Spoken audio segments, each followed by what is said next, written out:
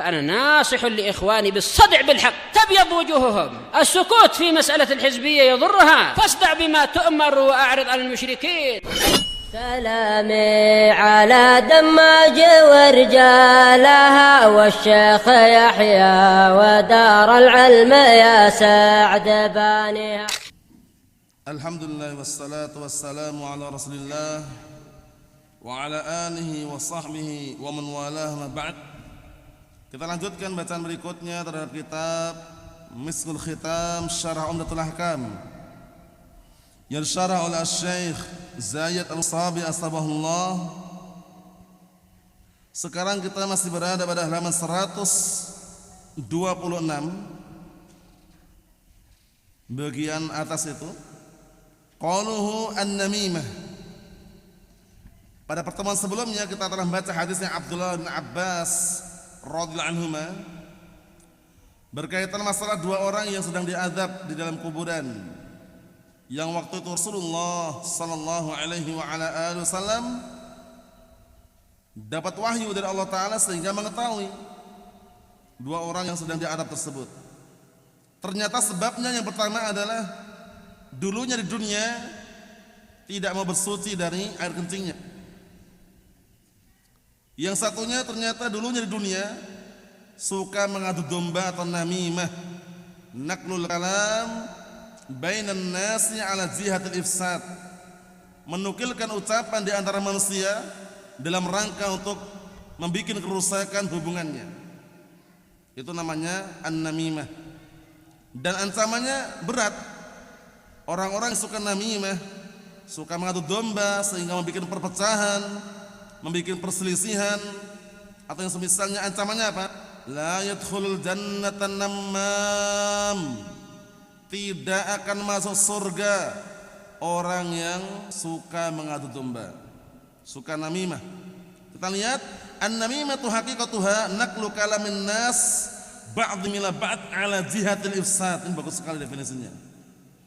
Namimah itu secara hakikatnya adalah, maknanya adalah menukilkan ucapan manusia sebagian mereka kepada sebagian yang lainnya dalam rangka apa? Dalam rangka untuk membuat kerusakan, ala jihatil ifsad, membuat kerusakan hubungan antara mereka.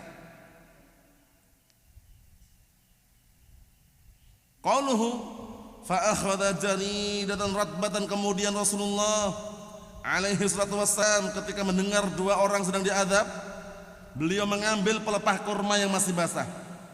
Wa ja'a bil afdin bi asbi ratbin, maknanya adalah bagian luar rutab. Nah, bagian luarnya maksudnya adalah pelepah itu yang diinginkan. Wa hiya allati lam yanbut fiha khus, yaitu bagian yang tidak tumbuh apa? Nah, daun kurmanya.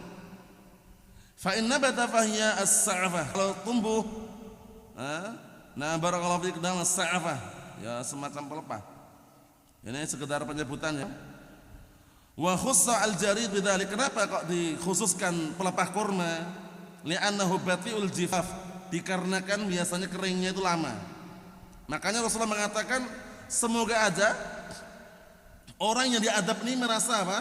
Diringankan adabnya selama pelepah kurma ini belum kering. Ini khusus atau umum? Khusus atau umum ini? Khusus, kita nggak boleh nyoba. Dikias dengan bunga nggak pas. Paham ya? Ziarah kubur bawa bunga, tabur bunga biar dingin katanya, nggak pas. Paham ya? Beda. Nah, tabur bunga kemudian alasannya selama bunga ini belum kering maka akan memperingan adabnya. Beda. Paham ya? Karena kadang ada perbuatan Rasul yang sifatnya umum, ada yang khusus. Di sini khusus ini, Rasulullah menancapkan pelepah kurma di atas kuburan tersebut tentang wahyu dari Allah Ta'ala, dan beliau mengatakan semoga bisa memperingan adabnya selama pelepah kurma ini belum kering. Adapun bunga yang mereka tabur, orang ziarah kubur nabur bunga, siram air biar dingin, biar mereka diperingan adabnya kalau diadab, itu tidak ada dalilnya. Paham ya? Sehingga kalau ziarah kubur silakan ziarah tangan kosong, nggak masalah. Bisa dipahami?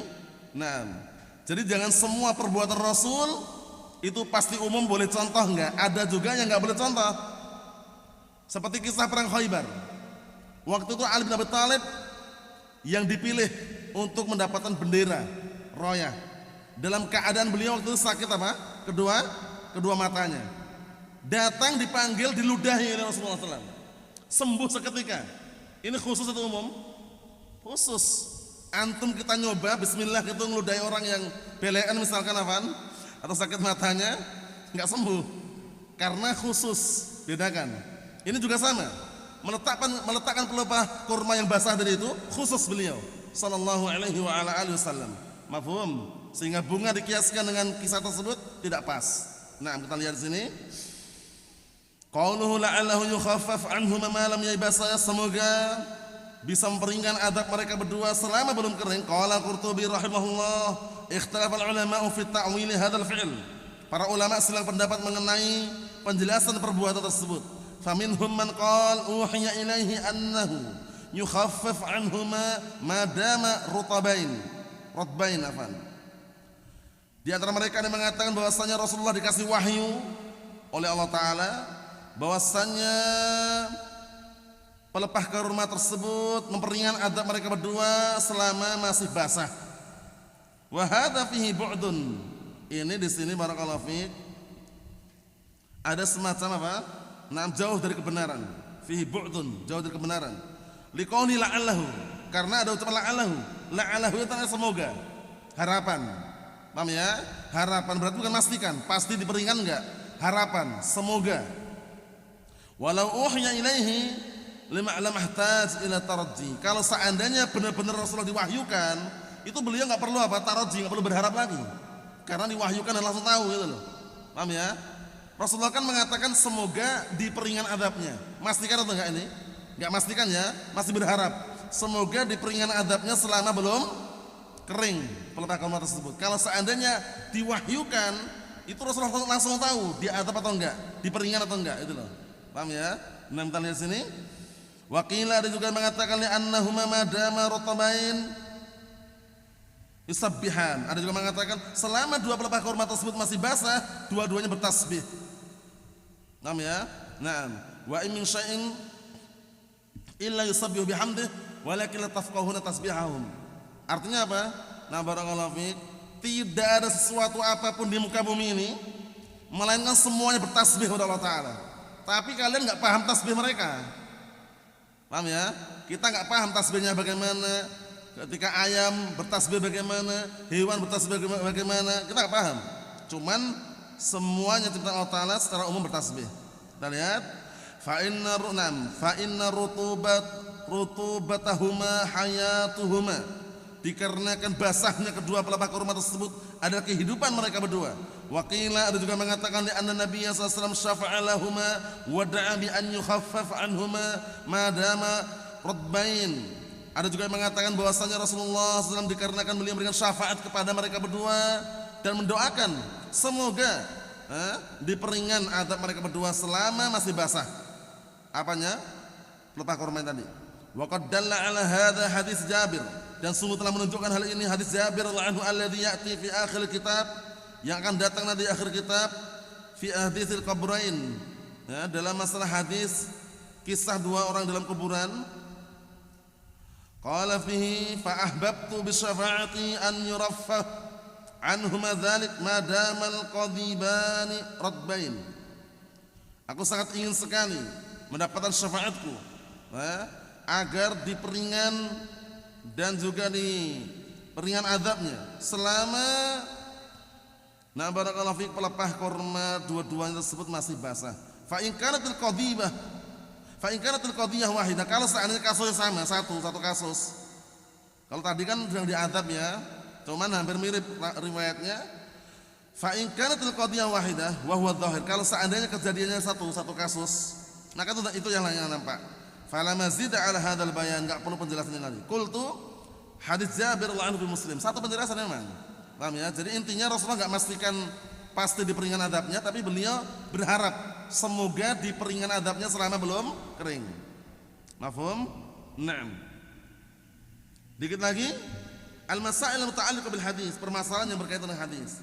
Makna qaulihi wa ma yu'adzaban fi kabirin, lihat. Dan tidaklah mereka berdua diadab dalam perkara yang besar. Padahal perkara besar ya. Namimah perkara besar. Tidak bersuci dari air kencing juga najis kan? Itu perkara yang besar. Tapi kenapa disebutkan tidaklah mereka berdua ada adab dalam perkara yang besar? Disebabkan perkara yang besar. Maksudnya perkara ini kecil di mata manusia, tapi efek sampingnya besar di hadapan Allah Ta'ala gitu loh. Di pandangan manusia sepele kan, orang namimah, orang adu domba, orang buang air kecil kemudian nggak bersuci. Bagi manusia mungkin sebagian mereka ringan, padahal di hadapan Allah Ta'ala besar nggak itu adabnya? Besar. Kita lihat al-qaul awal, pendapat pertama, laisa bikabirin indakum wa huwa indallahi kabir, ya kan? Itu bukan perkara besar di sisi kalian, tapi di sisi Allah Ta'ala adalah perkara yang besar. Wa ma'nahu annahu kabirun fi dzunub wa in kana saghiran indakum. Lihat ini, maknanya bahwasanya itu dosa besar walaupun kecil menurut kalian. Itu pendapat pertama. Al-qaul tsani, pendapat yang kedua, annahu laisa bi akbar kabair, bahwasanya perbuatan mengadu domba atau perbuatan tidak bersuci dari kencing tadi bukan dosa-dosa besar. Wa in kana kabiran, walaupun itu mungkin dianggap besar, idzal kabair mutafawitah, dikarenakan dosa-dosa besar itu bertingkat-tingkat.